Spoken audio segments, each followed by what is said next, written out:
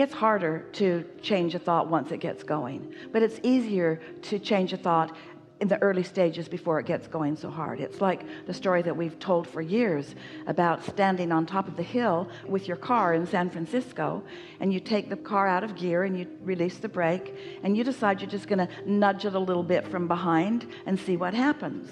And you're pretty sure what's going to happen because you know about gravity and you know about the hill, and that car is just going to end up down there in the bay. And so, but you decide you'll do it anyway. So you nudge it just a little bit.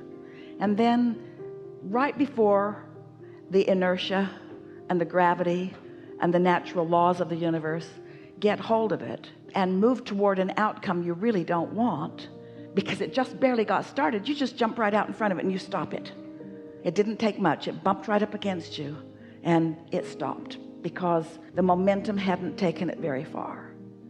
But if you didn't come to your senses sooner and you're down at the bottom of the hill trying to stop it, you're not going to stop it. And so meditation is the top of the hill, and mind control is at the bottom of the hill.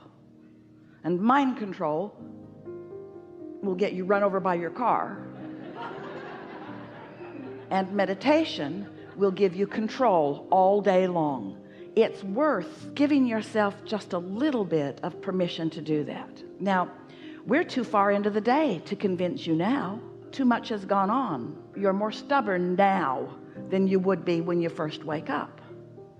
So when you first wake up, if we were standing in your physical shoes, that's when we would meditate. And even before we meditate, we might remember that sometimes I'm able to quiet my mind, and this very likely will be one of those times that I'm going to quiet my mind. In fact, even the night before, you might say, I'm going to take my negative self to bed, and while I sleep, momentum is going to subside a great deal.